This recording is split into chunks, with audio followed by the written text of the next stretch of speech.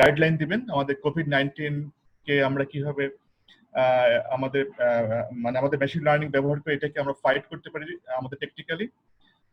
তো আমি at first I would like to invite to give his speech Professor M. Atikur Rahman Ahad. Especially উনি এখন আছেন জাপানের ওসাকা ইউনিভার্সিটিতে specially appointed associate professor, but origin উনি হলেন professor of Tripoli Dhaka university. So welcome to Professor Atikur Ahad. Please. Thank you very much. আমি আমার screen share করছি। This will stop. Okay.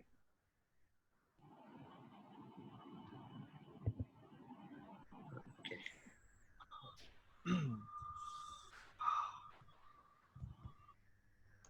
All right. Okay. ধন্যবাদ সবাইকে। আমার তো ভিডিও বন্ধ তাই না? Yes. Okay. So আমি আপনি রেকর্ডিং করতে পারেন, আপনার রেকর্ডিং অপশনটা চালু করে এখন ভিডিওটা করলে ভালো হবে। আচ্ছা, রেকর্ডিং হচ্ছে অলরেডি। হচ্ছে। ওকে ওকে, ঠিক আছে। অলরাইট, ওকে। সো ধন্যবাদ সবাইকে। আমি স্পেশালি ধন্যবাদ জানাই IEEE কম্পিউটার সোসাইটি বাংলাদেশ চ্যাপ্টারকে এর এরকম একটা টকের অ্যারেঞ্জ করার জন্য। আমরা জানি যে টোটাল 4টা সপ্তাহে 3-12টা টক এবং এক্সিলেন্ট সব। তো এখানে আজকে যে টপিকে আমি বলার চেষ্টা করব, যে প্রফেসর শামীম কায়সার আমাকে অ্যাডভাইস করেছিলেন যে স্টুডেন্ট বা ইয়াং রিসার্চারদের জন্য কিছু গাইডেন্স দেওয়া যায় কিনা। তো সেই হিসাবে আমি চেষ্টা করেছি যে লেটেস্ট কাজের উপরে অ্যানালাইসিস করে কি কি এরিয়া আছে যেখানে এআই, মেশিন লার্নিং, ডেটা সায়েন্টিস্টরা হিট করতে পারে, কাজ করতে পারে। এবং এইটা একটা গুরুত্বপূর্ণ সময় যখন আমরা একটা বড় চ্যালেঞ্জকে মোকাবেলা করার জন্য নিজেদেরকে তৈরি করতে পারি। তো এই জন্য আমি পাওয়ার পয়েন্টে এইভাবে স্লাইডটা তৈরি করেছি। দেখতে সুন্দর না, কিন্তু অনেকগুলো ইম্পর্টেন্ট কথা আছে এবং তার উপর বেস করে আমরা হতে পারে যে ফার্দার ডিসকাশন করতে পারি এবং নতুন নতুন কাজের স্কোপ বের করতে পারি। তো আমার নাম হচ্ছে মোহাম্মদ আতিকুর রহমান আহাদ। আমি ঢাকা বিশ্ববিদ্যালয়ের একজন শিক্ষক, এই মুহূর্তে জাপানে আছি। তো মূল পয়েন্ট হচ্ছে যে আমরা কি এআই বা মেশিন লার্নিং থেকে অবজেক্টিভ এবং ইনফর্মড রিকমেন্ডেশনস পেতে পারি?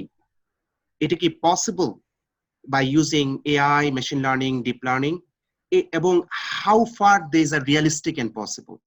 এবং আমাদের যে প্রবলেম গুলো আছে বা চ্যালেঞ্জ গুলো আছে সেগুলোকে মোকাবেলা করে আমরা কি significantly policy makers, businessman, researchers, medical প্র্যাকটিশনারদের জন্য কিছু তৈরি করতে পারি? যদি পারি তাহলে বুঝবো যে এআই একটা সিগনিফিকেন্ট ভূমিকা রাখতে পারে। যদি না পারি তাহলে বুঝতে হবে যে আমাদেরকে আরো অনেক কাজ করতে হবে। তো যেহেতু এটা একটা বড় চ্যালেঞ্জ এবং এই চ্যালেঞ্জে আমরা মাত্র ঝাঁপিয়ে পড়ছি, ফলে এটার জন্য অনেক কাজ করতে হবে। তো কোশ্চেন হচ্ছে যে টু হোয়াট এক্সটেন্ট আমাদের আর্টিফিশিয়াল ইন্টেলিজেন্স ডোমেইন অথবা computational domain can deliver effective insights and solution in a timely এবং ওয়াইড স্কেল ফ্যাশন, যাতে করে এই এপিডেমিক এবং নট অনলি দিস, ভবিষ্যতে যেগুলো আসবে সেগুলোকে মোকাবেলা আমরা করতে পারি। কোভিড-19 আমাদেরকে দেখিয়ে দিয়েছে যে it's a global issue, not like Ebola or others যেগুলো ইগনোর করা গিয়েছে পার্শিয়ালি বা ইগনোর করেছে গ্লোবাল কমিউনিটি। বাট এই ক্ষেত্রে আমরা দেখতে পাচ্ছি যে এটা একটা বড় সমস্যায় দাঁড়িয়েছে। তো এই জন্য এআই কতটুকু ডেলিভার করতে পারে এই বিষয়ে আমাদের আলোচনা। এবং আমি নিচে রেফারেন্স দিয়েছি, ফলে এগুলো হচ্ছে 2020-এর পেপার সবগুলোই এবং কোভিড-19 এর উপরেই করা, এবং লেটেস্ট ভালো ভালো জার্নাল বা ওগুলা থেকে আপনারা প্রয়োজনীয় লিঙ্ক দেখে ফুল আর্টিকেলটা পড়ে নিলে সর্বোত্তম হবে। তো প্রশ্ন হচ্ছে যে এআই কি সার্ভ করতে পারে কিনা? অ্যান্সার হচ্ছে যে নট ইয়েট ডেফিনেটলি, কিন্তু রিসার্চাররা তো সারা জীবনে এক্সপ্লোর করবে, এটাই আমাদের কাজ। তো এখানে আমি কতগুলো ইস্যু রেজ করার চেষ্টা করেছি, যেমন এআই বা মেশিন লার্নিং এগুলোর মাধ্যমে কি আমরা প্রজেকশন অফ স্প্রেড এটা প্রজেক্ট করতে পারি কিনা, ফোরকাস্ট করতে পারছি কিনা, মর্টালিটি প্রেডিকশন করতে পারছি কিনা, এপিডেমিক অ্যানালাইসিস করতে পারছি কিনা। আমরা এগুলো করতে পারছি কম বেশি। Predicting the location of the next outbreak, এগুলো আমরা পারছি কিনা। তো এই চ্যালেঞ্জগুলো রয়ে গেছে। মাথায় রাখতে হবে যে developing countries versus developed countries বা ইকোনমিক্যালি উইক কান্ট্রিজ বা নলেজে যারা দুর্বল কান্ট্রি লাইক বাংলাদেশ, ইন্ডিয়া, এই কান্ট্রিগুলো, এদের চ্যালেঞ্জগুলো কিন্তু ডিফারেন্ট, ভিন্ন মাত্রায় থাকে। ফলে আমাদেরকে সেভাবে চিন্তা করতে হবে। আর এখানে যেহেতু আমরা বাংলাদেশি মূলত এখানে আছি এবং আমাদের চ্যালেঞ্জগুলো সেভাবে ডিল করবো আমরা। তো টু এক্সপ্লোর 1 নম্বর পয়েন্ট হচ্ছে ডেটা সেট। এখন যারা রিসার্চার তারা কিন্তু নতুন নতুন ডাটা সেট ইন্ট্রোডিউস করতে পারে ডিউরিং দিস অন দিস প্যান্ডেমিক্স, এবং এগুলা লিমিটেশনস এবং চ্যালেঞ্জ গুলো নিয়ে আসতে পারে। আইডিয়ালি ডাটা সেট প্রচুর থাকার কথা আমরা ভাবতে পারি, কিন্তু আসলে তেমন ডাটা সেট নাই। এবং data set related to COVID-19, যেমন আমরা জানি যারা মূলত ইমেজ প্রসেসিং, মেশিন লার্নিং এগুলো নিয়ে কাজ করে, তা জানে যে এক্স রে কাজ করছে, সিটি স্ক্যানে কিছু ডাটা আছে, কিন্তু কম্পেয়ার টু আদার ডোমেইনস এগুলো এত স্মল ডেটা সেট যে যথেষ্ট হচ্ছে না। এবং এখানে ইথিক্যাল চ্যালেঞ্জ রয়েছে যে আমরা যখন ডেটা কালেক্ট করছি তখন কি আমরা ইনফর্মড কনসেন্ট নিচ্ছি, how to achieve from a patient. এই ডোমেইনটা একটু ডিফারেন্ট। নর্মালি যেটা হয় ডেটা কালেকশনের সময় আমরা একটা পারমিশন নিয়ে নিই, কিন্তু এখানে তো কোভিড-19 এর পেশেন্টস গুলো ঝাঁপিয়ে পড়ছে হঠাৎ করে, তো সেই জায়গায় একটা বিশাল পয়েন্ট রয়েছে, প্রাইভেসি ইস্যুস রয়েছে। এবং আমরা জানি যে প্রাইভেসি ইস্যুটা ডেভেলপিং কান্ট্রিগুলোতে আরো বেশি হয়তো, যে নেইবার যাতে জানতে না পারে, বাড়িওয়ালা হতে পারে বের করে দিবে, and so on so forth. তো other data factors, not just the images, এগুলো আমাদের দেখতে হবে। তো আমরা জানি যে ক্যাগলে কিছু ডাটা সহ আরো কয়েক জায়গায় কিছু কিছু ডাটা রয়েছে। সেই ডাটাগুলোর উপরে রিসার্চাররা যারা তারা এক্সিস্টিং মেশিন লার্নিং এর বিভিন্ন মেথড অ্যাপ্লাই করে দেখতে পারে। রিমেম্বার, আমরা অনেকেই মনে করি যে we have proposed a new method. এই প্রপোজড এ নিউ মেথড কিন্তু সবসময় নেসেসারি না, কারণ পৃথিবীতে অলরেডি অনেক মেথডস রয়েছে। যদি এক্সিস্টিং মেথড দিয়ে নতুন কোনো ডোমেইনে, নতুন কোনো ডেটা সেটে আমরা ভালো ফলাফল আনতে পারি, এক্সপ্লোর করতে পারি, তাহলেও কিন্তু একটা গুড কাজ হয়। এরপরে ওখানে যদি ভালো রেজাল্ট না আসছে, ওগুলো অ্যানালাইসিস করে নতুন করে প্রবলেম সলভিং এর জন্য নতুন মেথড প্রপোজ করা যেতে পারে। ফলে তখন কোন একটা গ্লোবাল চ্যালেঞ্জ হয়, ডেটা সেট চ্যালেঞ্জ হয়, আমি ইয়াং রিসার্চারদেরকে রিকোয়েস্ট করব তারা যেন এক্সিস্টিং মেথোডোলজি নিয়েই প্রথমে ঝাঁপায়, কারণ টাইম থাকে কম। কারণ আমি কয়েকটা international challenge, nursing challenge, cooking challenge, এগুলো ওর সাথে মানে কনফারেন্স বা এগুলোর সাথে জড়িত। তা আমরা যেটা করি সেটা হলো যে আমরা সময় দিই 1 মাস, 1.5 মাস বা 2 মাস, এবং এই অল্প সময়ের মধ্যে যত পার্টিসিপেন্টসরা পার্টিসিপেট করে দেখা যায় যে তারা কেউ বলে না we have proposed A method, তারা এক্সিস্টিং মেথডে অ্যাপ্রোচ করে করে ট্রায়াল এন্ড করে করে যারা ভালো রেজাল্ট করে দেখা যাচ্ছে অ্যাওয়ার্ড পেয়ে যাচ্ছে অথবা ভালো করছে। এই জিনিসটা মাথায় রাখতে মোর অর লেস, মানে এটা তো ইউনিভার্সাল না, কিন্তু ফলে এই ডাটা সেট গুলোতে রিসার্চাররা চাইলে কাজ করতে পারে। নতুন ডাটা সেট ক্রিয়েট করা ডিফিকাল্ট, কিন্তু এক্সিস্টিং যেসব ডাটা সেট আছে সেখানে তো আমরা অনেক রকমের মেথড ট্রাই করে দেখতে পারি। দেন হচ্ছে how to deal with limited data. যেহেতু আমাদের এক্সরে অথবা সিটি স্ক্যানের ডেটা কম, তাহলে আমরা ট্রান্সফার লার্নিং কনসেপ্ট গুলো এখানে নিয়ে আসতে পারি কিনা, কিভাবে পারি, কত ডিপ লেভেলে পারি, এই জিনিসগুলো মানে মানে রিসার্চারদের দেখতে হবে। What happen in the past for other pandemic, অন্য যে প্যান্ডেমিক ছিল ইবোলা অথবা মার্স বা সার্স, ওই ক্ষেত্রে কি আমাদের similar kind of data set রয়েছে? আমি এক্সপ্লোর করি নাই, কিন্তু আমি বলেছি আছে কিনা, তাহলে দেখতে হবে। এবং ওই টাইপের কাজগুলো কি কি সেগুলো গুগল দিয়ে বের করে করে করে অ্যানালাইসিস করে দেখতে হবে এবং খুঁজে বের করতে হবে যে ওগুলোর লিমিটেশনস থেকে আমরা নতুন কোনো ফাইন্ডিংস পেতে পারি কিনা। দেন হচ্ছে যে আমরা যে এক্সরে অথবা সিটি নিচ্ছি এটাই কি এনাফ কিনা, বা এআই এর কোনো পিটফলস আছে কিনা। কারণ হচ্ছে ডক্টরস যারা ফিজিশিয়ানস অথবা রেডিওলজিস্ট তারা কি এটার উপরে কনভিন্সড? অ্যান্সার হচ্ছে জেনুইনলি না। আমি এখানে কিছু রেফারেন্স দিয়েছি, আপনারা যারা আগ্রহী তারা একটু মনোযোগ দিয়ে দেখবেন। তো এখানে যে এবং রেফারেন্সে বলা আছে যে for example 50% of patients infection দেখা যাচ্ছে নরমাল সিটি স্ক্যান পাওয়া যাচ্ছে বা এরকম। ফলে আবার আরেকটা বিষয় যেটা সেটা হচ্ছে যে আমেরিকান কলেজ অফ রেডিওলজি তারা বলেছে, রিটেন রেফারেন্সেস হিয়ার, যে মার্চ 2020 তে, যে not to consider CT images as a useful screening test in asymptomatic individuals. তো এটা একটা ইম্পর্টেন্ট জিনিস, এবং অন্যান্য বিষয়গুলো রয়েছে। ফলে এই পয়েন্টগুলো আমাদের খেয়াল রাখতে হবে যে আমরা যখন একটা পেপার লিখবো, রিসার্চে কিছু ফাইন্ডিংস থাকতে পারে, কিন্তু ওখানে যদি আমরা বলতে না বলি যে আমরা এটা সলভ করে ফেলেছি বা এটা হেল্প করে ফেলবে, আমরা শুধু বলতে পারি সামান্য একটু ডাটা পেয়েছি অথবা এরকম ডাটা পেয়েছি, এই মেথড ট্রাই করেছি এবং এরকম একটা ফাইন্ডিংস পেয়েছি, হয়তো ভবিষ্যতে আরো আরো হয়ে হয়ে ডাক্তারদের সহযোগিতা করবে। যেমন একটা স্লাইড আমরা দেখবো ডাটা কোয়ালিটির ক্ষেত্রে বা কনফিউজিং অর নট, যে যদি আমার ডেটা সহজেই রিকগনাইজ করা যায়, অর্থাৎ ডেটার প্যাটার্ন যদি মোটামুটি ভাবে খালি চোখে ডিফারেন্সিয়েট করা যায়, just like chair and table, তাহলে তো সেখানে মেশিন লার্নিং এর ব্যাপার কোনো বিষয় না। খালি চোখে যদি করা যায় বা এটা ভালো মানে স্মার্ট কিছু না। তো খেয়াল করতে হবে যে আমরা যখন সিটি অথবা এমআরআই ডাটা নিচ্ছি, ওই ডেটার সাথে কি থাকে, ভালো রোগীর ডেটা থাকে অথবা নিউমোনিয়া ডাটা থাকে অথবা অন্য কোনো ডেটা থাকে, সেখানে আমাদের দেখতে হবে যে আসলে মানে ওই ডেটাটা হিউম্যান রেডিওলজিস্ট যারা, তারাই যদি মানে by looking at easily decipher করতে পারে, তাহলে সেখানে আমাদের কাজের অবকাশ আছে কিনা এবং ওই ডাটা সেটটা ভালো কিনা এটা আমাদের খেয়াল করতে হবে। So make sure to avoid this kind of data sets, do not rush for publication. হচ্ছে যে এই রিসার্চার 3 নম্বর রেফারেন্সে যে হোপ উনি বলেছেন যেটা যে we urge caution and encourage using published guideline, যেটা হচ্ছে আমেরিকান কলেজ অফ রেডিওলজি বলেছে, regarding use of city imaging on COVID-19. সুতরাং এটা খুব সাবধানভাবে ডিল করতে হবে। কেন করতে হবে? কারণ হচ্ছে যে artificial intelligence machine learning in health care domain মানুষের জীবন নিয়ে খেলা করে। আর এআই টেকনোলজি, গেমিং, সাপোর্টস এগুলো কিন্তু কম্প্রোমাইজড না হলেও সমস্যা নাই। যেমন সনি আজ থেকে প্রায় 8-10 বছর আগে একটা ক্যামেরা বের করেছিল, স্মাইল ডিটেক্টর। আপনি হাসবেন অথবা দাঁত বের করবেন, ভেঙচি কাটলেও দেখা যাচ্ছে যে এই স্মাইল ডিটেক্টর ক্যামেরা অটোমেটিক্যালি ছবি তুলতেছে। ওখানে প্রচুর ভুল থাকলে সমস্যা নেই, কিন্তু এআই ইন হেলথ কেয়ার এবং ডিলিং উইথ হিউম্যান লাইফ এই ব্যাপারে আমাদের খুব সাবধান থাকতে হবে। এই কথাটা সবাই বলছে। যেহেতু কোভিড-19 এসেছে এবং এই মুহূর্তে কেউ একটু নাড়াচাড়া করলেই পেপার পাবলিশ করতে পারছে, ফলে এখানে অনেকে আমরা তাড়াহুড়া করছি। প্রবলেমটা হচ্ছে লং লাস্টিং। আর কোন একটা পেপার পাবলিশ হয়ে গেলে সেটা অনেক সময় মিসগাইড করতে পারে। এই জন্য আমরা যখন পাবলিশ করব, মেক শিওর করব যে আমরা এমন কিছু কথা লিখবো না যেটা ইমেচিওর কথা হয়ে যায়, যেটা আবার ডাক্তারদেরকে বা প্র্যাকটিশনারদেরকে মিসগাইড করে। কারণ এখন এই সময় বড় বড় জার্নালও দেখা যাচ্ছে ছোট ছোট কাজ দ্রুত অ্যাকসেপ্ট করে ফেলছে। একদিন, এক সপ্তাহ, 10 দিনের মধ্যেই পেপার অ্যাকসেপ্ট করে ফেলছে বড় বড় জার্নালগুলো পর্যন্ত। সো এই বিষয়গুলো আমাদের খেয়াল রাখতে হবে। দেন যেটা, সেটা হচ্ছে যে ইন্ডিভিজুয়াল লেভেল ডেটা, অন্য টাইপ অফ ডেটা, যেমন ন্যাশনাল, প্রভিনশনাল অথবা মিউনিসিপ্যাল হেলথ রিপোর্ট থেকে কি আমরা করতে পারি কিনা।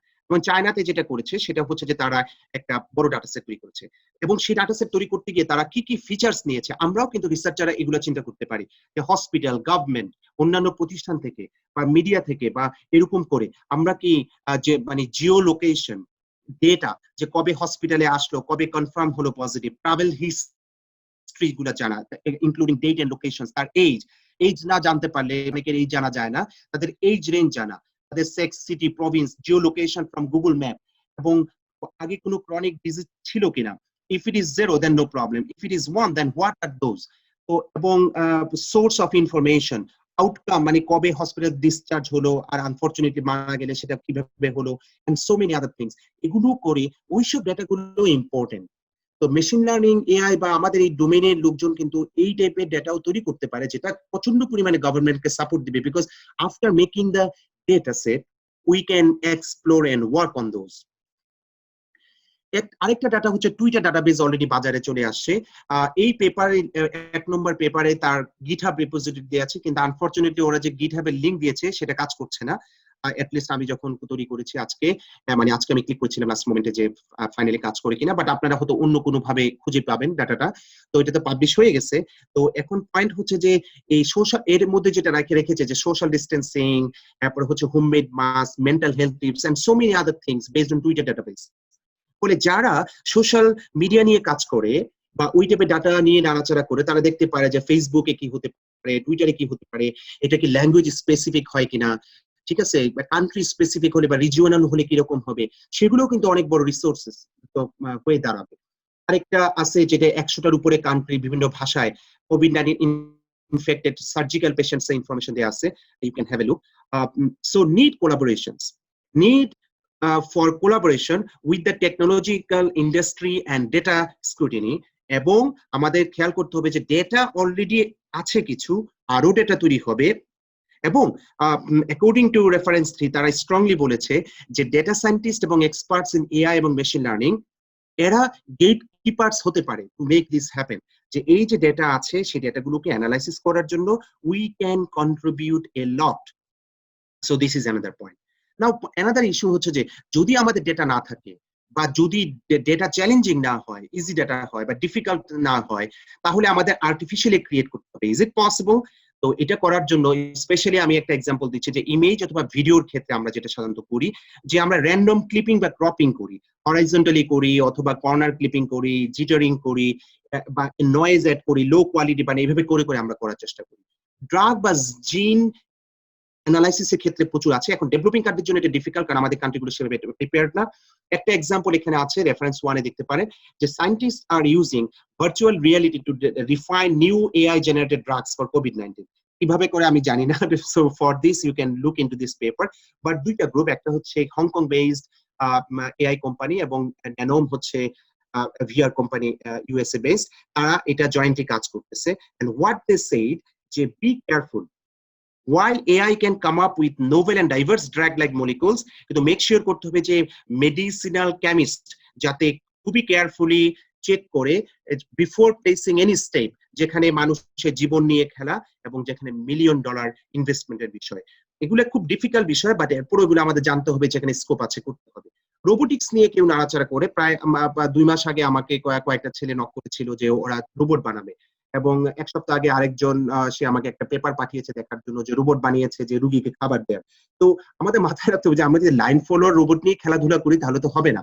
বাট লাইন ফলোয়ার রোবট এইটাকে যদি মানে স্পেসিফিক একটা কাজের জন্য সেইভাবে তৈরি করা যায় এবং এক্সপেরিমেন্ট করে অনেকভাবে দেখা যায় যে হ্যাঁ অন্তত একটা স্মল স্কেলে সে কাজ করতে পারতেছে, যে বুঝলাম যে সিরাতুল মুস্তাকিমের মতো সোজা একটা লাইনে ধরে সে কাউকে খাবার দিয়ে আসতে পারতেছে এবং ফেরত আসতে পারতেছে, খাবার ফেলে দিচ্ছে না বা ওষুধ দিতে পারতেছে। কিন্তু এটা শুধু মুখে বললে হবে না, রিগোরাস এক্সপেরিমেন্ট করে দেখতে হবে যে আমার small robot, low cost robot, can it serve. Similarly ড্রোনের ফ্যাক্টর আমরা দেখেছি যেগুলো অনেক কাজ হচ্ছে, হেলথ কেয়ার রোবোটিক্স অনেক আছে, সেগুলো আমরা দেখতে পারি। এখন পয়েন্ট হচ্ছে যে স্মার্টফোনে আমি যতটুকু জানি যে কোনো থার্মাল সেন্সরস নাই, আছে কিনা আমি জানি না, যদি থাকে এটা বা আমরা অ্যাড করতে পারি কিনা, এফিশিয়েন্ট করতে পারি কিনা, বা এক্সিস্টিং যে থার্মাল সেন্সরস গুলো আছে যে সেগুলো কি এফিশিয়েন্ট কিনা, চিপার কিনা, আমরা হতে পারে অনেক লো কস্ট কিনতেছি, তাদের পারফরমেন্সটা কিরকম, do we have any study like that. তো এই জন্য থার্মাল ক্যামেরাস বা thermal sensors, reality in applications and limitations while exploring in different areas, এটা দেখতে হবে। আরেকটা পয়েন্ট হচ্ছে যে মোবাইলে যে মাইক্রোফোন আছে, সেই মাইক্রোফোন কি আমরা কফিং মেজারের জন্য ব্যবহার করতে পারি কিনা, এরকম কোনো কাজ বের করা যায় কিনা, এটাও কেউ এক্সপ্লোর করতে পারে। টোটালি আনআর্থওয়ার্ড। অ্যানাদার হচ্ছে যে আইওটি সেন্সরস, এগুলোর মাধ্যমে আমরা ডেটা কালেকশনস এবং অন্য কিছু করতে পারি কিনা, যেগুলো এআই মেশিন লার্নিং এগুলোর সাথে বা ট্রিপলির সাথে যায়, এবং আমরা এগুলো দেখতে পারি। আর আজকে আমি জানলাম সেটা হচ্ছে যে আইটিপিলি ফেলো বাংলাদেশি মোহাম্মদ মুস্তাফা হুসাইন, সে উনি বললেন যে উনারা একটা special COVID-19 hydrophobic face mask তৈরি করেছেন, যেটা পাবলিশ হয়েছে টপ জার্নাল এসিএস ন্যানোতে। প্লাস হচ্ছে যে নিউ ইয়র্ক মানে সিটি বা গভর্নমেন্ট বা স্টেট হোয়াটএভার, তারা এটাকে এক্সপ্লোর করার চেষ্টা করতেছে বা এরকম। তো এখানে পয়েন্টটা হচ্ছে যে আমি যেটা বলতে চাইছি সেটা হলো যে মাস্ক আমরা ব্যবহার করছি, কিন্তু ওখানে আমরা কোনো সেন্সর ব্যবহার করে ওই সেন্সরকে কোনোভাবে কোনো হেল্প করতে পারি কিনা, অ্যাটলিস্ট তো ইয়াং রিসার্চাররা এগুলো এক্সপ্লোর করতে পারে, পড়াশোনা করতে পারে, ব্রেন স্টর্মিং করতে পারে to know what is going on. আমরা হয়তো ডিভাইসটা এখানে বানাতে পারবো না বিকজ ইটস এক্সট্রিমলি ডিফিকাল্ট এবং হাইটেক, কিন্তু অন্য কাজগুলো তো করা যায়, চিন্তা করা যায়। যারা জানে না তারা মানে তাদের জন্য বলছি যে ওয়্যারেবল সেন্সরস, অর্থাৎ বডি ক্লোদিং, কাপড়ের মধ্যে বিভিন্ন রকমের সেন্সর ব্যবহার করে, মানে ইউবিকম যেটা একটা গ্লোবাল এসিএম এর কনফারেন্স, সেই কনফারেন্সের সাথে আরেকটা সিম্পোজিয়াম হয় এবং ওখানে এই নিয়ে অনেক কাজ আছে। তো কোভিড এর জন্য তো অবশ্যই নাই, কিন্তু আপনারা দেখতে পারেন যে ওগুলোই অন্য কাজে এক্সপ্লোর করা যায় কিনা, যেগুলো কাজে লাগতে পারে। দেন হচ্ছে হেলথ কেয়ার চ্যালেঞ্জেস। আমরা জানি যে হেলথ কেয়ার বা পাবলিক হেলথ গ্লোবালি আমাদের মতো মানে গরিব দেশগুলো তো এক্সট্রিমলি কমপ্লিকেটেড, ইভেন উন্নত বিশ্ব সেটা খুবই কমপ্লিকেটেড, এবং সোশ্যাল রি-ইঞ্জিনিয়ারিং ইজ ভেরি কমপ্লেক্স। এবং সেই ক্ষেত্রে আমাদের নতুন করে ধারণা বের করতে হবে যে আমরা কিভাবে হেলথ কেয়ার চ্যালেঞ্জ গুলো মোকাবেলা করব। How to minimize the risk of medical staffs. AI কি এই ব্যাপারে কোনো গাইড করতে পারে? তো এই জিনিসগুলো এক্সপ্লোর করা যেতে পারে। টেলিমেডিসিন এক্সপ্লোর করেছে কিছুটা, কিন্তু আসলে কতটুকু করেছে এই জিনিসগুলো আমাদের দেখতে হবে। তো approaches for real time clinical solutions, এগুলো আমাদের খুঁজে বের করতে হবে, যারা যারা সম্ভব তারা কাজ করতে পারে বা পড়তে পারে। Approaches for real time clinical solution যেটা আগে বললাম। এখন হচ্ছে যে আরেকটা ইম্পর্টেন্ট বিষয়, যে নর্মালি যখন আমরা ডেটা নিয়ে কাজ করি অনেক সময় আমরা যেটা হয় যে একটা সাবজেক্টের মাল্টিপল ডাটা পাই, কিন্তু বাস্তবে এই কোভিড এর সময় আমাদের কিন্তু এক্স রে অথবা সিটি ডাটা মাল্টিপল ক্ষেত্রে পাওয়া সম্ভব না। রেফারেন্স ওয়ানে মাত্র ওরা দেখিয়েছে যে সিটি স্ক্যানের ডাটা ওরা মানে নিয়েছে, কিছুদিন পরে আরেকবার নিয়েছে, তাও অল্প ডেটা। ফলে দেখা যায় মানে এটা একটা রিসার্চের বিষয় যে আমরা এখানে এরকম কোনো ডাটা স্মল স্কেলে হলেও পেতে পারি কিনা, যে ঠিক আছে হসপিটালে পেশেন্ট আছে এবং তার একটা অথবা একের অধিক 2বার বা 3বার করে এক্সরে অথবা সিটি করা হয়েছে, ওই ডেটাগুলো নিয়ে আমরা ইভালুয়েট করে নতুন কিছু ফাইন্ডিংস বের করতে পারি কিনা, প্রোগ্রেসটা দেখতে পারি কিনা, আদৌ কোনো মানে প্রোগ্রেস বের করা সম্ভব কিনা, এই বিষয়গুলো। Apart from the imaging with different vital signs and lab blood test and others, এবং সেটা আইসিইউ পেশেন্ট নন আইসিইউ পেশেন্টের ক্ষেত্রে ভ্যারি কিরকম করে সেগুলো স্টাডি করার বিষয় আছে। নাও দ্য পয়েন্ট হচ্ছে যে ডেটা সায়েন্স কি নিব, আমরা জানি যে বিগ ডাটার যুগ, অল্প ডাটা হলে সেটা হয় না, এদের দরকার হচ্ছে গোপাল ভাঁড়ের মতো যে প্রচুর পরিমাণে খেতে পারবে, কিন্তু বাস্তব জীবনে এখন আমাদের ডেটা সাইজ খুবই কম, মন্ত্রীর মতো। তো এই জন্য আমাদের খেয়াল করতে হবে যে স্মলার ডাটা সেট নিয়ে কাজ করতে হবে, স্টেপ বাই স্টেপ বাড়তে হবে। এখানে জাস্ট আমি 3টা এক্সাম্পল দিয়েছি যে হসপিটালাইজ পেশেন্টের ক্ষেত্রে বিভিন্ন ডাটা নিয়ে কাজ করেছে চায়নাতে, ওরা মাত্র 138টা পেশেন্ট নিয়ে কাজ করেছে, যেহেতু করেছে এবং এটা যেহেতু JAMA আমরা জানি জার্নাল, অনেক বড় জার্নাল, তো সেখানে পাবলিশ করেছে, so it is acceptable now. CT স্ক্যানের ক্ষেত্রে একজন 1000 নিয়েছে, আরেকটা গ্রুপ নিয়েছে মাত্র 100, but still they publish, so it means that এটাও অ্যাকসেপ্টেবল হতে পারে। স্পেশালি ডেভেলপিং কান্ট্রি কোনো কিছু নিয়ে করলে আমরা সবসময় জানি যে অল্প ডাটা সেট হলো মানে গ্লোবাল কমিউনিটি অ্যাকসেপ্ট করার চেষ্টা করে, বিকজ তারা জানে যে এটা highly non representative data, so why don't we allow those information to be explored. This is another one, যে public health functions and associate types of AI, এগুলো আমরা জানি, তবুও আমি বলছি যে diagnosis, mortality or morbidity risk assessment করা, অথবা আউটব্রেক প্রেডিকশন এবং সার্ভেইলেন্স করা, হেলথ পলিসি এন্ড প্ল্যানিং, এই সম্পর্কে ডিটেইলস বলা আছে, কারো দরকার পড়লে ল্যান্সেটের পেপার দেখতে পারেন। নাও টেলিকমিউনিকেশন বেসড ডেটা অ্যানালাইসিস, এটা একটা বিষয় যে টেলিকম সেক্টরের ডেটা গুলোকে আমরা অ্যানালাইসিস করতে পারি, প্রাইভেসি ব্যাপারটা কিভাবে ডিল হয়, ওরা তো প্রক্সিমিটি ডেটা দেয়, এক্সাক্ট ডেটা দেয় না, তো এই বিষয়গুলো এক্সপ্লোর করার ব্যাপার আছে। এবং social distancing, any new findings based on genuine data and analysis, যে আমরা তো বলছি দেখছি প্রবলেম, এটাকে কিভাবে হ্যান্ডেল করা যেতে পারে। হ্যাঁ, রিয়ালিস্টিক্যালি আমরা সারা জীবন তো সোশ্যাল ডিস্টেন্স করে থাকতে পারবো না, ইট ইজ নট পসিবল। তাহলে কিভাবে আমরা প্ল্যান করতে, নতুন মডেল কি হতে পারে, তো এই বিষয়গুলো আমাদের দেখার বিষয়। আরেকটা মেজর প্রবলেম হচ্ছে online schooling, specially in the universities and others. এই চ্যালেঞ্জেস গুলো আমরা কিভাবে মোকাবেলা করি, specially in developing countries like Bangladesh or India and so on, because আমাদের পভার্টি লেভেলের এবং ফ্যাসিলিটি লেভেলের হিউজ ডাইভার্সিটি রয়েছে। How to progress? এখন পয়েন্ট হচ্ছে আমরা কি মানে কোনো কেস স্টাডি করেছি, কোনো পাইলট প্রজেক্ট করেছি, করলে যেমন কিছু private universities in Bangladesh they tried, তাহলে তারা কি সেইগুলো ডেটাগুলো কালেক্ট করে জেনুইনলি কোনো ফাইন্ডিংস বলতে পারে? নাও বলতে পারে, তারা হতে পারে লিমিটেশনের কথা উল্লেখ করতে নাও চাইতে পারে, কিন্তু রিসার্চ পয়েন্ট অফ ভিউ এগুলো আমাদের দরকার, এগুলো আলোচনা দরকার, যাতে করে ওইসব লার্নিং থেকে আমরা এগুতে পারি। এবং টেলিকম সেক্টরকে এবং গভর্নমেন্টকে এবং ইউনিভার্সিটিকে প্ল্যান করতে হবে ওয়াইজলি। আমরা সারা জীবন বলবো পেসিমিস্টিক ওয়েতে যে আমাদের এটা নাই এটা নাই এটা, এবং remain in the status co, it is fully bullshit and rubbish. I'm sorry to say like that. আমাদের চেঞ্জ করতে হবে। ইয়েস, আমরা পারছি না, কিন্তু কিভাবে ওভারকাম করব তার জন্য তো অ্যাটলিস্ট পাইলট প্রজেক্ট শুরু করতে হবে। সেই পাইলট প্রজেক্টের উপর বেস করে করে করে করে এটা 6 মাস যাক, 9 মাস যাক, কিন্তু যদি আমাদের সিমিলার প্যান্ডেমিক আরো বাড়ে, আরো বড় কিছু হয়, how can we solve those? এই বিষয়গুলো রিসার্চারদের আনতে হবে, মাথায় রাখতে হবে। এবং আমি জানি যে এই লাইনে পিএইচডি করা কিছু লোকও আছে যারা এগুলো আরো মোডালিটিস গুলো বেটার জানে, তাদের সাথে বসে বসে প্রচুর ব্রেইনস্টর্মিং করে রিসার্চের পয়েন্ট গুলো বের করতে হবে। So we need to refine policies, steps, and for funding for some change. And to do, যেটা করতে হবে সেটা হচ্ছে যে what could be the new modalities, mainly for financially weak countries like Bangladesh or India. তো এই পয়েন্টগুলো দেখার বিষয় আছে। দেন হচ্ছে ওয়ার্ক ফ্রম হোম, এখানেও কিন্তু work from home for different professions. Now how to decide the mechanism based on genuine data analysis to formulate better strategies? Yes, এগুলোর জন্য অবশ্যই আমাদের যেটা কোলাবোরেশনের কাজে দরকার আছে, কিন্তু এআই বা ডেটা অ্যানালাইসিস দ্বারা কি আমরা better model, better route planning করতে পারি, বা ক্যান উই হেল্প দেম? এবং এই ক্ষেত্রে যেটা হবে যে shifting hours to reduce the number of working stuffs at the same time, তাহলে অন্য কোন স্ট্র্যাটেজি করা যায় কিনা, কি কি মডেল আছে, রিসার্চারে এগুলো এক্সপ্লোর করে দেখতে পারে। For example news paper industry যারা, তারা কিন্তু মূলত নাইট শিফটে বেশি কাজ করে, তো আবার হাফ হাফ করে কিভাবে মোকাবেলা করা যায়। আমরা যদি রমজানের সময় টাইম কমিয়ে দেওয়া হয়, লেকচার আওয়ার কমিয়ে দেওয়া হয়, তাহলে এরকম কিছু করে আমরা শিফটিং করে করতে পারি কিনা। আমরা জানি মেজর সিটিজ গুলোতে যেটা হয়, 7টার সময় কোনো অফিস খুলবে, কোনোটা 8টার সময় খুলবে, কোনোটা 9টার সময় খুলবে, এভাবে করে একটা টাইমিং থাকে। তাহলে সেই পয়েন্টগুলো আমাদের দেখার বিষয় আছে। ইমেজিং এর ক্ষেত্রে আমাদের এক্স অথবা সিটি নিয়ে আমরা দেখছি বা বলছি। হোয়াট অ্যাবাউট পার্সন আইডেন্টিফিকেশন অথবা face recognition on mask face scenario?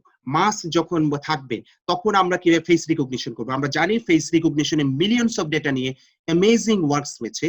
সেই জায়গায় আমরা মাস্ক সহ ফেস করে আমরা কিভাবে কাজ করতে পারি? আমি একটা কাজের সাথে হালকা যুক্ত আছি, প্লাস চায়নাতে একটা পেপার দেখেছি, স্মল ডেটা সেট। বাট আমরা যদি এমন হয় যে একটা গ্রুপ মিলে 1 মিলিয়ন বেশি বলছি, অ্যাটলিস্ট 100,000 মাস ডেটা আমরা যদি কালেক্ট করতে পারি, of course with approval or whatever the procedures we have to maintain, করে যদি করতে পারি এবং সেটা নিয়ে যদি কাজ করে, সেটা অ্যামেজিং একটা আউটপুট দিবে। ঠিক আছে? তো এই একটা পয়েন্ট হচ্ছে create a large database, that is excellent, and then compare with existing top methods on these data sets, যাতে করে আমরা দেখতে পারি তার পারফরমেন্স কি। ইভেন আমরা ওপেন চ্যালেঞ্জ করতে পারি গ্লোবালি যে এই ডাটা সেট উপরে কাজ করো, কারণ এখন একটা রিয়ালিটি যে মানুষ মাস্ক পরে যাবেই, চলবেই। ফলে মাস্ক পরলে, যেমন আজকে আমি করিডোর দিয়ে ল্যাবে যাচ্ছিলাম, উল্টা দিকে ল্যাবে একজন প্রফেসর আমাকে দেখে প্রথমে চিনতে পারে নাই। ঠিক আছে, আমি হাই বললাম, তার সময় লেগেছে, আমি বুঝতে পারছি সে আমাকে চিনতে পারেনি, বিকজ আমি মানে মাস্ক পরা ছিলাম এন্ড সো অন। আমরা জানি যে ওয়াকিং গেট রিকগনিশন দ্বারা আমরা হিউম্যান বা পার্সন আইডেন্টিফাই করতে পারি। আমি বুঝতে পারি এটা ছেলে নামে, আমি বুঝতে পারি যে এটা কি আরেকজন না আরেকজন। এই লেভেলে কাজ হয়েছে মোটামুটি ভাবে gait recognition. Gait recognition video থেকে আমি একটা মানুষের হাঁটার প্যাটার্ন দেখে বোঝার চেষ্টা করব। নাও এখানেও কেউ কাজ করতে পারে যে পেশেন্ট নিয়ে অথবা কোভিড পেশেন্টের ওয়াকিং প্যাটার্ন নিয়ে কেউ করতে পারে কিনা। Very limited scope, but why not you try. Then eye based analysis অথবা স্কিন টেম্পারেচার, এগুলোর মাধ্যমে কি আমরা ইনিশিয়াল স্ক্রিনিং গুলো স্মার্টার ওয়েতে করতে পারি, through image processing and so on, যাতে করে সেন্সর থেকে কিছুটা দূরে থেকেই মানুষ কাজ করতে পারে।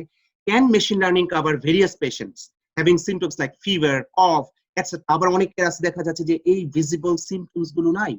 যেমন আমার বাসায় আমার আপন ছোট ভাইয়ের কোভিড পজিটিভ, তার ওয়াইফের কোভিড পজিটিভ, ভাই রীতিমতো 2 সপ্তাহ হয়ে গেছে, এরপরও সাফার করতেছে এবং চ্যালেঞ্জ পাচ্ছে, কালকে রাতে অনেক সমস্যা হয়েছে।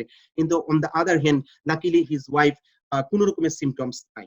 আবার বাসায় ছোট ছেলে ছিল, তার কোনো কিছু নাই, কিন্তু সে পজিটিভ না নেগেটিভ। তো পয়েন্ট হচ্ছে যে এই ডোমেইন গুলো আমাদের দেখার বিষয় আছে এবং এক্সপ্লোর করার বিষয় আছে। এই জন্য প্রচুর পরিমাণে ব্রেন স্টর্মিং দরকার এবং ডেটা সায়েন্টিস্ট এবং আলটিমেটলি মেশিন লার্নিং, এআই, এগুলো এক্সপ্লোর করে আমরা অনেক কাজ করতে পারি। আমি আর কয়েকটা স্লাইড আছে মনে হয়, যে রিস্ক অ্যানালাইসিস এর ক্ষেত্রে আমাদের খেয়াল করতে হবে যে শর্ট টার্ম এবং long term risk prediction based on the data. It is difficult, কারণ আমরা রিগ্রেশন করে টান দিয়ে অনেক দূরে চলে যেতে পারবো না, বাট এরপরও আমাদের একটু দেখতে হবে যে কিভাবে করা যায়।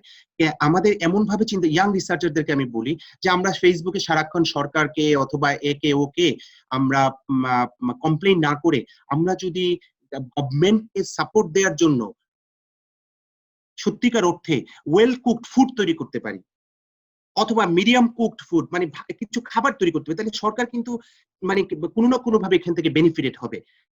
এই জিনিসটা important. So let's work variations এবং challenges on similar other pandemic data, যে ইবোলা বা সার্স যেটা প্রথম দিকে বলেছিলাম, ওখান থেকে কি আমরা কোনো আইডিয়া নিতে পারি কিনা, এবং ডেভেলপিং রিজিয়নসে মানে ডেভেলপিং কান্ট্রিজ গুলোতে কিভাবে হতে পারে।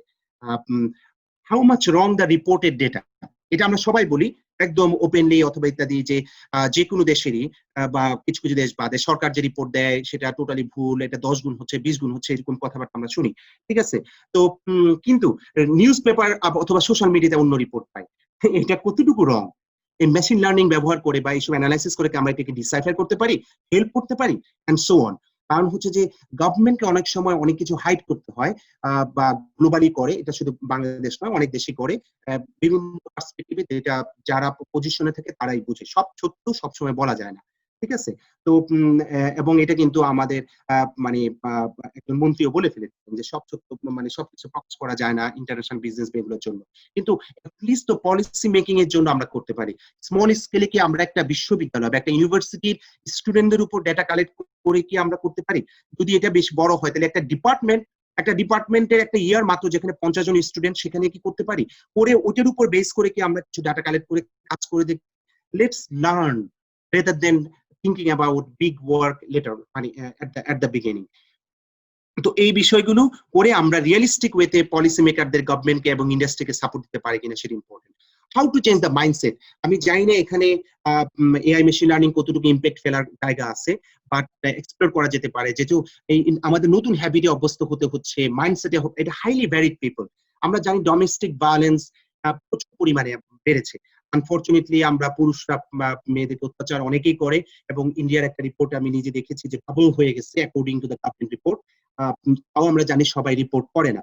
রেসিজম বা রিলিজিয়াস ইস্যুস রয়েছে, আমরা জানি যে দেখেছি যে প্লাস এই যে নিচের পেপারটা যে আফ্রিকান আমেরিকানসদের একটা বিষয় কোভিড এর উপরে, পেপারের টাইটেলই হচ্ছে যেটা journal of American medical association, বড় জার্নাল, যে COVID-19 and African Americans and personal risk। এই বিষয়ে কিন্তু আসলে স্টাডি করার বিষয় রয়েছে। Can smart data collection and then analysis give us better clustering, diversity in knowledge to deal with the challenge we are and will be facing in the coming days? এই জন্য আমাদের যেটা দরকার, মাল্টিডিসিপ্লিনারি কোলাবোরেশন দরকার, যেখানে অন্য ডোমেইনের লোকজন বা রিসার্চার যারা মেশিন লার্নিং, ডেটা অ্যানালিসিস এগুলো স্মার্টলি করতে পারছে না, ওদের ডেটা, ওদের মানে থিঙ্কিং কোলাবোরেট করে আমরা তখন মেশিন লার্নিং, এআই এর লোকজন হেল্প করতে পারি। এই জন্য it is a must to have interdisciplinary collaborations. Developing কান্ট্রিগুলোতে এই কোলাবোরেশনের জিনিসটা খুব কম, কারণ হচ্ছে যে আমরা গালাগালিতেই পছন্দ, একটা ডিপার্টমেন্টকে ছোট করা, একটা গ্রুপকে ছোট করা, একটা বিশ্ববিদ্যালয়কে ছোট করা, এবং একই বিশ্ববিদ্যালয়ের ওই সাবজেক্টকে ছোট করা, এটা আমাদের কলিজার ভিতরে জমে আছে। এগুলোর কারণে দেখা যাচ্ছে যে আমরা ইন্টারডিসিপ্লিনারি কোলাবোরেশনস একদমই হয় না। এই ইগোগুলো এবং এই ঝামেলাগুলো আমাদেরকে ধ্বংস করে ফেলতে হবে, করে আমাদের প্রচুর পরিমাণে কোলাবোরেশন বাড়াতে হবে। It may vary from one domain to another, but we must need to encourage more. Social scientist, psychologist, physicians, economist, policy makers, environmentalist, এদের বিভিন্ন রকমের ডেটা রয়েছে, বিভিন্ন ফরম্যাটের ডেটা রয়েছে। ওদেরকে আমরা কোলাবোরেট করতে পারলে, ওদের ডেটা বুঝতে পারলে, ওনারা যে আউটপুট চান সেই আউটপুট গুলো এক্সপ্লোর করার জন্য মেশিন লার্নিং, এআই এর যথেষ্ট অবদান রাখার মানে সুযোগ রয়েছে। যেটা প্রথম দিকে আমি বলেছিলাম, যে বলেছে যে তারা গেট কিপার হতে পারে, ঠিক আছে, মানে দরজার মানে দারোয়ান আর কি, এরকম। তো develop world versus research wise developing countries, different issues, এটা আমরা জানি। উন্নত বিশ্বে কোলাবোরেশন প্রচুর হয়, কিন্তু আমাদের কমিউনিটিতে এটা কম, এটা বাড়াতে হবে। সো কোলাবোরেশনস, যেমন ফর এক্সাম্পল কেমিস্ট এবং ইলেকট্রনিক্স ইঞ্জিনিয়ার যারা মেটেরিয়াল সায়েন্স অথবা ডিভাইস নিয়ে কাজ করে, তারা কিন্তু ডিভাইস এবং সেন্সর বানানোর জন্য দরকার। কেমিস্ট, মেশিন লার্নিং, তারা ড্রাগ পলিসি এগুলোর জন্য দরকার। ডক্টরস ডাটা দরকার, কারণ ডক্টর ডাটা না হলে আমরা ক্লিনিক্যাল ডাটা পাবো না, অ্যাপ্রুভাল পাবো না, এবং আমাদের ডেটাতে অ্যাকুরেট হয়েছে, অ্যানালাইসিস অ্যাকুরেট হয়েছে, সেগুলো পারবো না। সুতরাং ডক্টরসদের সাথে আমাদের কোলাবোরেশন দরকার। সোশ্যাল সায়েন্টিস্ট, মেনি অ্যাসপেক্টস রয়েছে এখন, এই মানে সারা পৃথিবী ধ্বংস হয়ে যাচ্ছে, এই মুহূর্তে সোশ্যাল সায়েন্টিস্টদের ডিমান্ড যথেষ্ট হাই, এবং তারা যদি জেনুইনলি ভালো রিসার্চার হয়, তারা অনেক অবদান রাখতে পারে। টেক ইন্ডাস্ট্রি, টেলিকম সেক্টরস, গভর্নমেন্টের পলিসিতে কিছু লেভারেজ দিতে হবে যাতে করে এই জিনিসগুলো সহজ হয়। বাংলাদেশের মতো কান্ট্রিগুলোতে আসলে পলিসি অনেক ক্ষেত্রেই হয়তো নাই, বা থাকলেও গুরুত্ব নাই। উন্নত বিশ্বে যেরকম জাপান বা অন্য কান্ট্রিগুলোতে ইথিক্যাল ইস্যুস এবং ডেটা সিকিউরিটি এগুলো এক্সট্রিমলি কড়াকড়ি ভাবে করে। আমার দেশে তো আমরা দেখতে পাই যে হাই অফিসিয়ালের একটা চিঠি পর্যন্ত মানে বেরিয়ে যায়, এবং কোনো বিচার আচার হয় না অনেক সময়, বা এটা সেটা ইত্যাদি। তো এই জন্য বলতেছি যে সরকারকে লিগালি বলতে হবে যে হ্যাঁ, এই লেভেলে করা যেতে পারে। আর যে কোনো মেডিকেল ডেটা বা হিউম্যান ডেটা বা সাবজেক্ট নিয়ে কাজ করতে গেলে আমাদের মানে রিটেন অ্যাপ্রুভাল নিয়ে নিতে হবে, অথবা অন্য কোনো ফরম্যাটে। রিটেন অ্যাপ্রুভাল অনেক সময় পেশেন্টের কাছে নেওয়া যাবে না, তাহলে তার পেশেন্টের মাধ্যমে অথবা ভয়েস রেকর্ড করে করা যায় কিনা, অথবা তার আত্মীয় তাকে একটা SMS এর মাধ্যমে বলবে যে হ্যাঁ আমরা এগ্রি করছি। এই টাইপের জিনিসগুলো খুবই প্রয়োজন। তো আমাদের নতুন প্রবলেম সলভের জন্য নতুন করে মানে inform consent, approval, legal issues গুলো দেখতে হবে। Are the governments run or advised by genuine experts to combat this problem?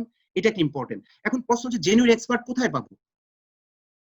আজকে যদি আমাদের প্রাইম মিনিস্টার বলেন যে আমাকে মানে এই ফিল্ডে 20 জন জেনুইন এক্সপার্ট চলে আসেন,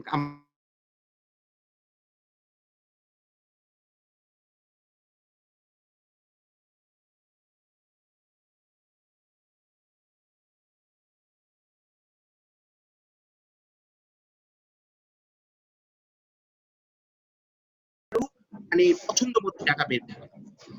তো এই জন্য আমাদেরকে খেয়াল করতে হবে সর্টিং ফ্যাক্ট ফ্রম ফিকশন, এবং চ্যালেঞ্জেস প্রচুর রয়েছে, স্পেশালি ডাটা এনাফ নাই, ফলে ডেটা কালেকশনটাই অনেক বড় কাজ হতে পারে। সো এই বলে আমি সবাইকে ধন্যবাদ জানাই, স্পেশালি আইটিপি কম্পিউটার সোসাইটি বাংলাদেশকে, এবং খুব যে সবাই খুব সাবধানে থাকবে, স্ট্রং থাকবে, এবং বেস্ট ফর আদার্স। এবং আমরা যারা রিসার্চার হওয়ার চেষ্টা করছি তাদের জন্য বেস্ট হতে পারে আমরা যদি নলেজকে প্রোগ্রেস করে নিয়ে যেতে। আজকে যে প্রেজেন্টেশন সেখান থেকে আশা করি যে আমরা বিভিন্ন রকমের ডাইরেকশন পাবো, পরবর্তীতে আমরা আরো ডিসকাস করতে পারবো করে করে পথ বের। ঠিক আছে, এই হচ্ছে বিষয়। আর একটা এডিটেড বুক আসতেছে স্প্রিঙ্গারে এই টপিক গুলোর উপরে, আমার যে টাইটেল, বই টাইটেলে সেটা, এবং আরেকজন এডিটর হচ্ছেন প্রফেসর সজলকে দাস, উনি আইটিপি ফেলো, উনি ফার্স্ট স্পিকার ছিলেন। আমরা দুজনে মিলে আশা করি স্প্রিঙ্গারে একটা হাই কোয়ালিটি বই বের করবো যেটা রিসার্চারদেরকে এবং পলিসি মেকারদের খুব হেল্প করবে। এই বলে আমি আমার বক্তব্য শেষ করছি। ধন্যবাদ সবাইকে।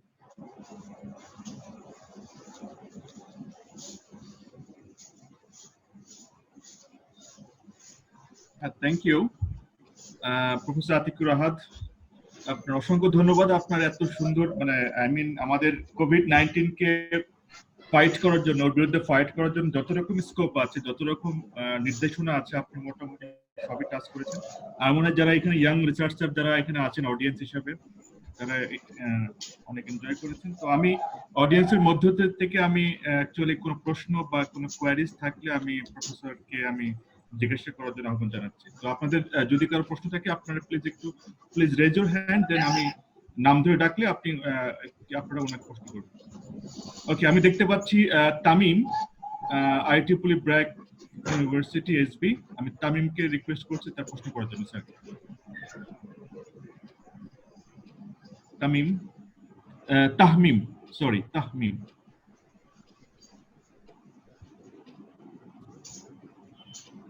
আচ্ছা, সম্ভবত উনি নেই।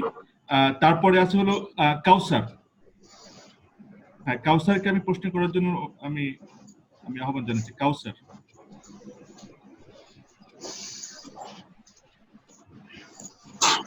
কাউসার।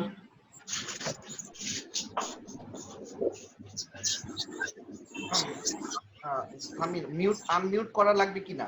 আনমিউট করা লাগলে এটা আনমিউট করে দাও যারা স্পিকার কোচিং করতে চায়। হ্যালো, হ্যাঁ কাউসার প্লিজ। শোনা যাচ্ছে আমাকে? হ্যাঁ হ্যাঁ হ্যাঁ। আচ্ছা, থ্যাঙ্কস ফর এক্সিলেন্ট প্রেজেন্টেশন। স্যারকে অসংখ্য ধন্যবাদ খুব সুন্দর একটা প্রেজেন্টেশন দেওয়ার জন্য। স্যার কিন্তু আমার ডাইরেক্ট ক্লাসরুম টিচার। স্যারের কাছে আমার দুইটা প্রশ্ন।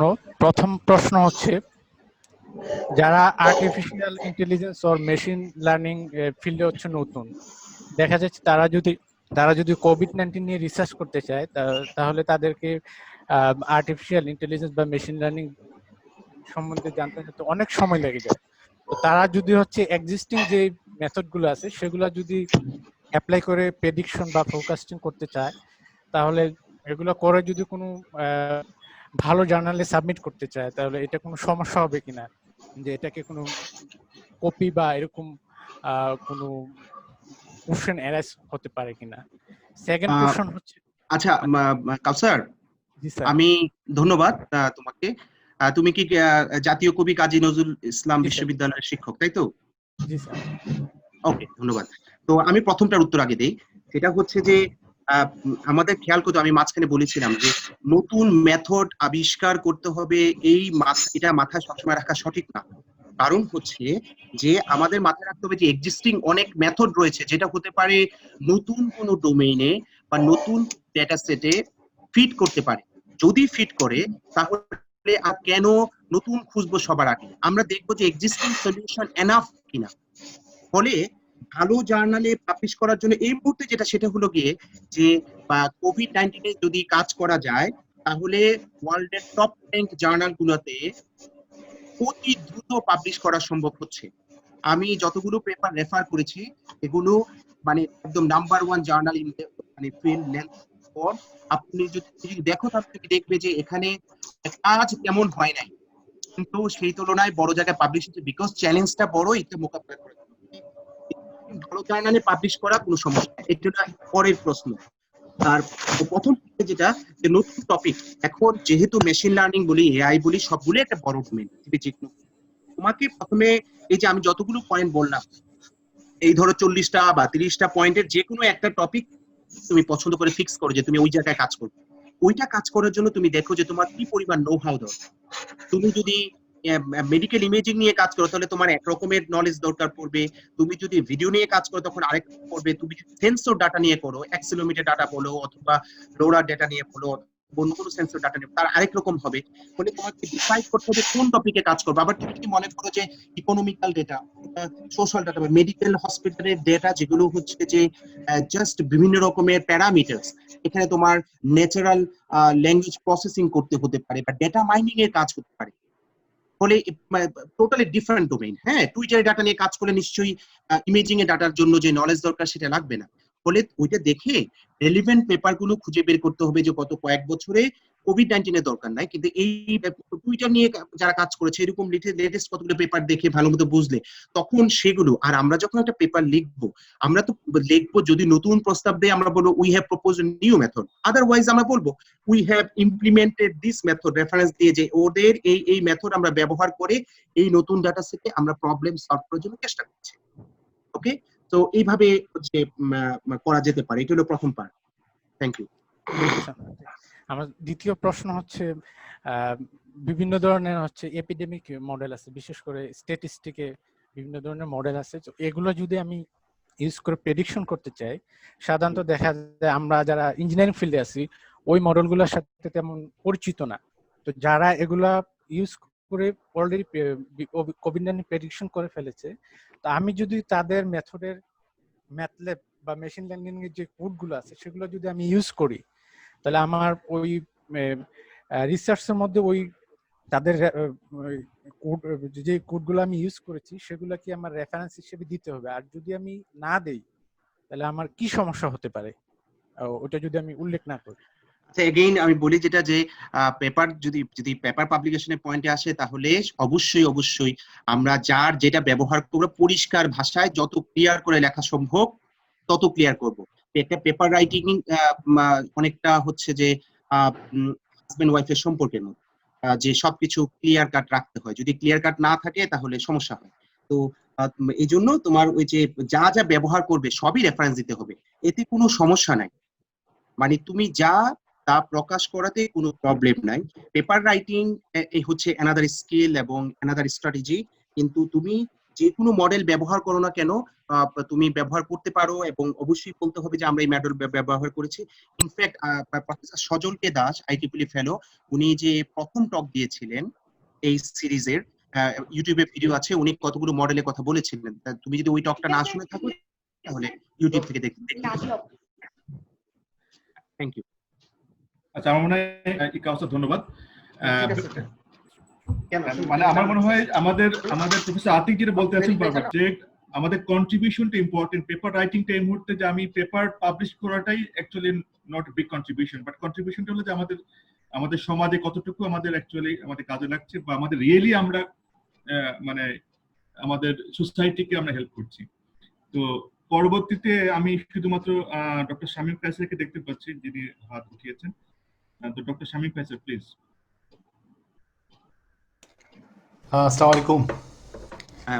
আমার আতিক ভাইকে ফার্স্ট হচ্ছে গিয়ে অনেক ধন্যবাদ। আপনি অনেক ইজি করে আমাদের কাছে এক্সপ্লেন করছেন। অ্যাকচুয়ালি এখানে কোয়েশ্চেন করার মতো ওরকম কোনো কিছু নেই। তারপরও আমার একটা জাস্ট কোয়েরি, সেটা হচ্ছে ধরেন আমি একটা নতুন ডেটা সেট তৈরি করতে চাই।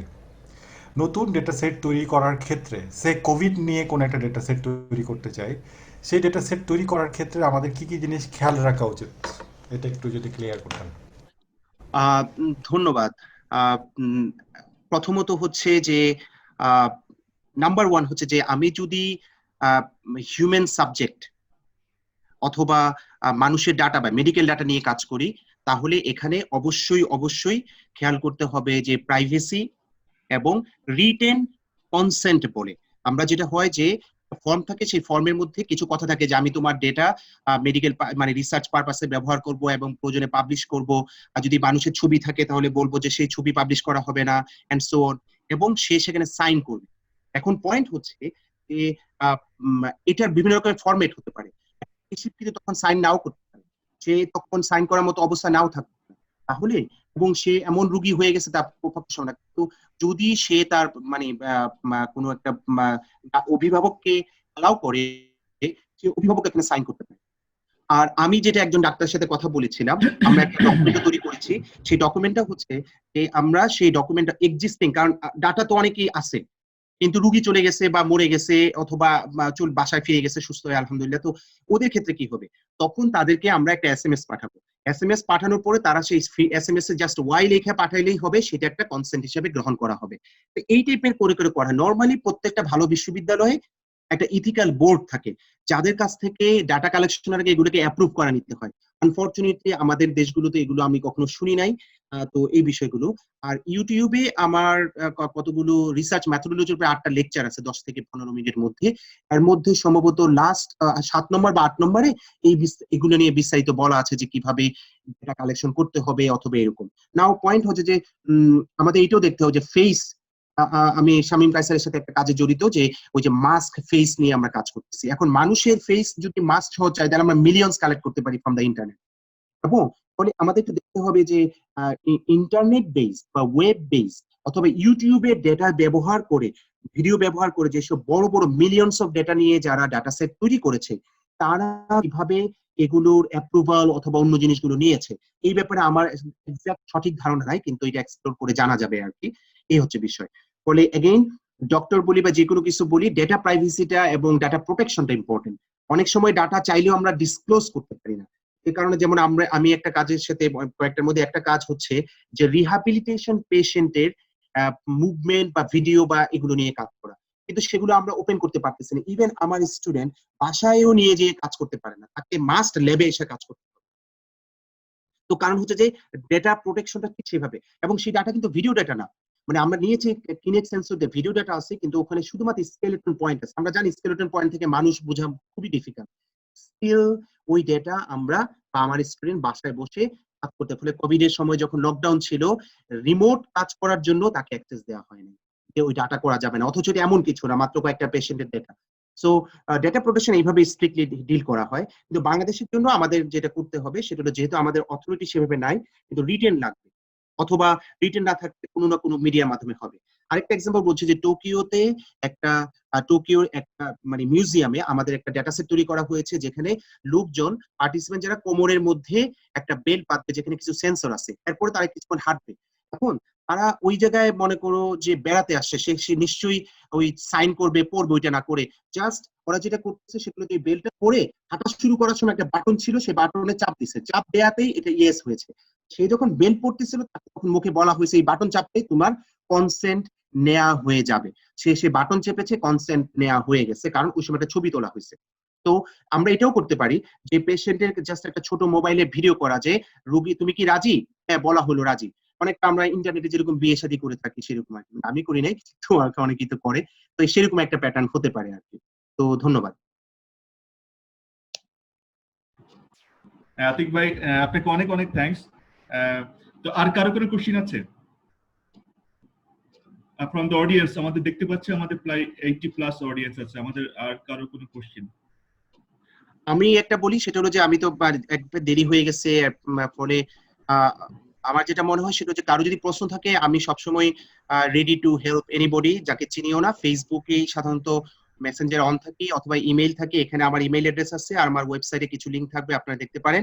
আর ইমেইল আছে, ইমেইলে জাস্ট সাবজেক্ট যদি একটু কষ্ট করে COVID-19 অথবা ইউ টক এই টাইপের কিছু দিলে স্প্যামে চলে গেলেও আমি চেক করে দেখতে পারবো। তো আইল ট্রাই টু রিপ্লাই, এবং প্রয়োজনে আমি যে কোনো সময় ডিসকাস করার জন্য সময় দিতে রাজি আছি। ফলে এটা একটা বিষয়। আরেকটা হচ্ছে যে IEEE কম্পিউটার সোসাইটিকে ধন্যবাদ জানাই, যে আমি কিছুক্ষণ আগে দেখছি 88 পার্টিসিপেন্টস, তো হুইচ ইজ অ্যামেজিং। ওভারঅল মনে হচ্ছে যে 100 ক্রস করে গেছে আসা যাওয়ার মধ্যে। তো এটা অনেক বড় মানে ইন্টারন্যাশনাল কনফারেন্স, যেখানে IEEE ফেলো টক দেয়, সেখানেও আমরা এত বড় পার্টিসিপেশন পাইনি। তার মানে হচ্ছে IEEE বাংলাদেশ চ্যাপ্টার, মানে IEEE computer society Bangladesh chapter যথেষ্ট ভালো ভাবে মানে ইয়াং জেনারেশনের মধ্যে এবং রিসার্চারদের মধ্যে কাজ করছে। এটা একটা খুব পজিটিভ সাইন। ধন্যবাদ। প্রফেসর আতিক, আপনাকেও মানে অনেক থ্যাঙ্কস। তো আমার একটা ছোট্ট জাস্ট কোয়েরি ছিল অ্যাকচুয়ালি, বাংলাদেশ সহ সারা বিশ্বে অ্যাকচুয়ালি এই প্যান্ডেমিক, মানে বিশেষ করে বাংলাদেশের প্যান্ডেমিক সিচুয়েশন অনলাইনে আমরা এভাবে মানে অ্যাক্টিভেট ছিলাম না। আমরা আমাদের সব রকম ফ্যাসিলিটি ছিল বাট অ্যাক্টিভেট ছিলাম না, বা কোভিড-19 বা এই ধরনের আপনার ডেটা নিয়ে। তো আমার এখানে একটা কোশ্চেন, সেটা হলো যে ইমেজ প্রসেসিং যেটা আপনি একটু হাইলাইট করেছেন এবং সিটি স্ক্যান ইমেজ, এটা কি আপনার গ্র্যান্টেড না? মানে আপনার আপনার ওই বুকের যে এক্সরে বা সিটি স্ক্যান, এটা কোভিড এর ক্ষেত্রে কি এটা গ্র্যান্টেড কিনা? আচ্ছা, প্রথমত হচ্ছে যে থ্যাংক ইউ। এখন পর্যন্ত মানে যেসব রেজাল্ট হয়েছে তা তো খুবই অল্প ডাটা সেটে হয়েছে, নাম্বার ওয়ান। নাম্বার টু হচ্ছে যে মেথড গুলো আছে সেগুলোর রেজাল্ট হচ্ছে ওয়াইডলি ভ্যারিড। ফলে এরকম অবস্থায় ডাক্তাররা এগুলোকে কখনোই গ্রহণ করবে না, এটা তো সত্য কথা। ডাক্তারদের কাছে গ্রহণযোগ্যতা আসতে গেলে অনেক তরাই উতরাই পার হয়ে এরপর গ্রহণ করতে হবে। পয়েন্ট আছে যেটা হচ্ছে যে অনেক বেশ কিছু এই ফিল্ডের টপ মোস্ট রিসার্চারদের সাথে পার্সোনালি কথা বলে আমি যেটা বুঝেছি সেটা হচ্ছে যে মেডিকেল প্র্যাকটিশনার বা ফিজিশিয়ানসরা এখনো সিগনিফিকেন্টলি কনভিন্স না গ্লোবালি যে মেডিকেল ইমেজিং এর উপরে। এটা হলো একটা পয়েন্ট। আর দুই নাম্বার যেটা সেটা হচ্ছে যে এটা ইমপ্রুভ করতেছে, কিন্তু কোভিড-19 নিয়ে কাজ করলে আমাদের ওই চিন্তার দরকার নেই। মানে আমি যেটা বলতে চাচ্ছি সেটা হলো যে আমাদের কোভিড-19 এ যদি সিটি অথবা এমআরআই বা অন্য কোনো ইমেজিং বা ভিডিও নিয়ে কাজ করে আমরা রেজাল্ট দেখাই, সেখানে আমাদের বলার দরকার নাই যে আমরা একটা প্রবলেম সলভ করে ফেলেছি। আমরা শুধু বলবো সত্যটা, যে আমরা এরকম একটা ডাটা সেটে চেষ্টা করেছি এবং এরকম রেজাল্ট পেয়েছি, এবং এই রেজাল্টটা ডাক্তারদের ভবিষ্যতে সহায়তা করতে পারে, এটা লিখতেই পারা যায়। এই কিন্তু রেডিওলজিস্টরা, আমি যে কয়েকটা রেফারেন্স দিলাম, যে তারা এখনো এটাকে ধারে কাছেও গ্রহণ করতে চাচ্ছে। তারা মনে করছে যে লম্বা সময় লাগলেও অন্য টেস্ট গ্রুপ করার মাধ্যমে করাটাই ভালো, অথবা ডাক্তার সিটি স্ক্যান বা এমআরআই দিয়ে দেখবে। আর আমি পার্সোনালি বলছি, একজন মেডিকেল ডাক্তারের সাথে আমি কথা বলেছি এই বিষয়ে, সে আমাকে বলেছে যখন ওই পিসিআর করা যাচ্ছিল না ম্যাসিভলি বা ছিল না বা ইত্যাদি ওদের বড় হসপিটালে, তখন কিন্তু ইনিশিয়ালি পেশেন্টকে পাওয়ার পরে এক্সরে করে নিছে। এক্সরে করার পরে এক্সরে ডাটা চোখে বুলাইয়াই তারা ডিসিশন নিয়েছে যে রোগীকে নেক্সট স্টেপ কি করবে। ফলে সেই লেভেলে মেশিন লার্নিং কতটুকু যাবে, এটার জন্য ডাক্তারদের সাথে বসে কাজ করতে হবে। স্পেসিফিক্যালি যেই ডেটাটা আসবে, আমরা যদি ডাক্তার সাথে বসে ওই রোগীর মোটামুটি 2 সপ্তাহ বা 3 সপ্তাহ যে হসপিটালে ছিল তার ডাটাগুলো অ্যানালাইসিস করে মেডিকেল পার্সপেক্টিভে চিন্তা করি, তাহলে সেই কাজটা অনেক বেশি গ্রহণযোগ্যতা পাবে এবং ওই কাজের ডেপথ অনেক বাড়বে। কারণ হচ্ছে যে শুধু রেজাল্ট এত পার্সেন্ট পেলাম সেটা কিন্তু আসলে কোনো কাজের না সেন্সে। আমাদের দরকার হচ্ছে যে কোনটা কেন মিস্টেক করছে, ফলস কেন আসতেছে, ফলস পজিটিভ কেন হচ্ছে বা অন্য কিছু কেন হচ্ছে, সেগুলো রিয়েল ডাটাটা দেখে অ্যানালাইসিস করে এবং আনুষঙ্গিক যে অন্যান্য মাল্টিপল ফ্যাক্টরস সেটা দেখা। যেমন আমার একজন ক্লোজেস্ট পার্সন, উনি এখন হসপিটালে আছে, কিন্তু 2 মাস আগে উনি নিউমোনিয়াতে আক্রান্ত ছিলেন, ট্রিটমেন্টে ছিলেন, সেই এবং এল্ডারলি পারসন। উনি এখন হসপিটালাইজড এবং উনার করোনা পজিটিভ। এখন উনার কেস যখন স্টাডি করবে তারা কিন্তু এগুলো সব চেক করে দেখবে, যেহেতু ওরা জানে। কিন্তু যদি আমরা উনার মানে সিটি স্ক্যানের ডেটা অথবা ওই যে এক্সরে ডাটা নিয়ে কাজ করি এবং মেশিন লার্নিং এ ফেলে দেই এবং পূর্বাপর কোন রকমের সিমটম বা হিস্ট্রি আমরা রেকর্ড ট্র্যাক না করি, তাহলে আমাদের রেজাল্ট পেপার পাবলিকেশনের জন্য হয়তো ওকে হবে, কিন্তু খুব বেশি কার্যকরী হবে না। তো অ্যানালাইসিসের জন্য মানে এই জন্য যে কোনো পেপার রাইটিং এর ক্ষেত্রে কাজ দুর্বল হলেও যদি in depth in detailed analysis থাকে, সেটাকে সবাই খুব মর্যাদার সাথে দেখে রিসার্চ কমিউনিটি। তো ওকে, থ্যাংক ইউ। ওকে আতিক ভাই, তো সো আমি প্রফেসর আতিককে আমি অনেক থ্যাঙ্কস দিতে চাচ্ছি এই কারণেই, কারণ উনি আমাদের সকল স্কোপ, যতগুলো স্কোপ মোটামুটি এআই এবং মেশিন লার্নিং দিয়ে কোভিড কে ফাইট করা যায়, মোটামুটি সকল স্কোপই উনি দেখিয়েছেন। তো আমি ওনার একটা ব্রিফ আমি দিতে চাই ওনার সম্পর্কে, ওনার বায়োগ্রাফি সম্পর্কে। প্রফেসর জাহিদ, আমার মনে হয় যে আমার সম্পর্কে কিছু বলার প্রয়োজন নাই, ঠিক আছে? যেহেতু সময় কম, আমরা পরে স্পিকার নিয়ে আসলে সবাই শুনতে পারলো, এটা মনে হয় উত্তম হয় আর কি, ঠিক আছে? ওকে, সেটা আমি মানে আই উইল বি হ্যাপি যে পরের স্পিকার যদি উনি যেহেতু ইংল্যান্ডে আছেন এবং উনি প্রেজেন্টেশন দিলে আমরা সবাই শুনতে পারলাম, যেহেতু অনেক পার্টিসিপেন্টস আছে, ওনাদেরকে লম্বা সময় হলে ডেফিনেটলি কেউ না কেউ চলে যেতে বাধ্য হবে, এই আর কি। ধন্যবাদ।